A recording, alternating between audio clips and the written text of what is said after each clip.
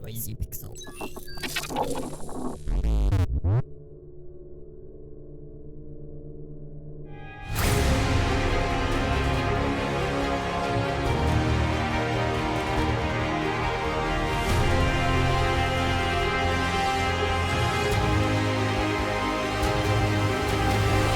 Growing up in the 90s was a difficult time for anime fans. It was challenging to get your hands on any anime that wasn't copied poorly onto a home VHS. However, a few series made it to the West that would define my love of the medium. One of these titles was Gundam Wing, which is still one of my favorite series today. Years later, I found a love for the video game adaptations for anything Gundam, but sadly, the trend of not getting many of the titles in the West would still reign true in my later years. This is mostly true for the SD Generation G series, which focuses on characters and battles from the anime. Now, Bandai Namco is finally bringing one of these titles west with SD Gundam G Generation Cross-Rays. And thankfully, it is a remarkable representation of the series and the franchise as a whole.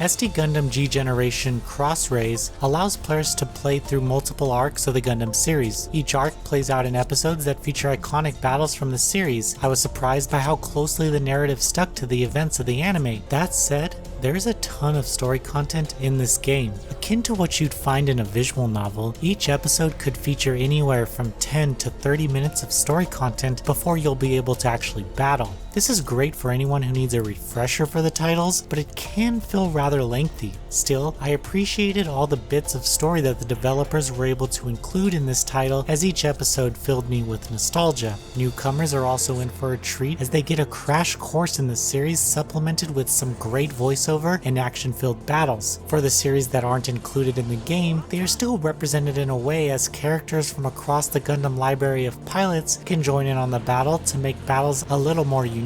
Battles take a tactical RPG approach as players find themselves on a grid-based map facing the enemy. Missions typically have the player destroy several enemies or one particular enemy. Still, the game does mix things up a bit by having players destroy objects on the fields or other elements. Battles require skill and strategy as players must position their units to make the best advance towards the enemy. Killing an enemy will net the player an additional turn, but this also applies to the enemy. Enemies can be a bit predictable, but they shouldn't be taken lightly. Several times during the game I've underestimated them and ended up losing the match. During a turn, players can move a unit and follow up with an attack. Attacks vary depending on the mobile suit you are controlling at the time, but they are all capable of causing severe damage. Understanding your units is crucial on harder difficulties in later levels, but a basic understanding of the turns will get you through most of the battles. Each attack comes with a very cool animation, which can be skipped if you want. When on the defensive, players have the option to counter, defend, or evade.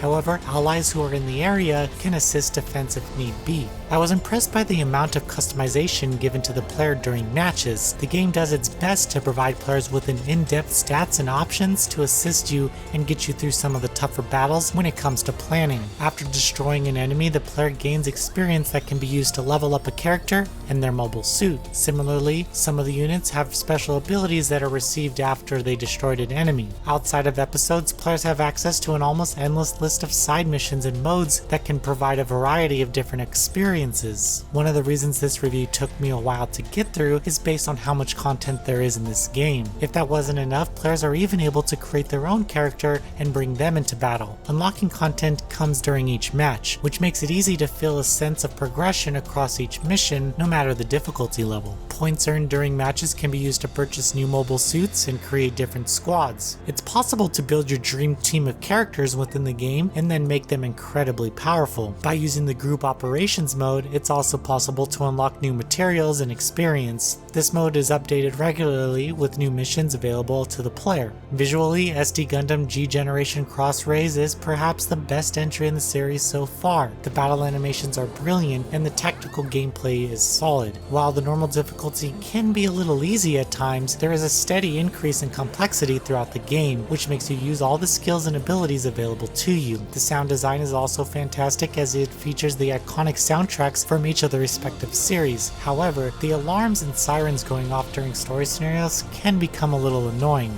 The biggest downside of the game will have to be the minimalistic save options. Playing through an episode can take over an hour, but the game sadly doesn't feature a proper save feature that allows you to save and exit the game.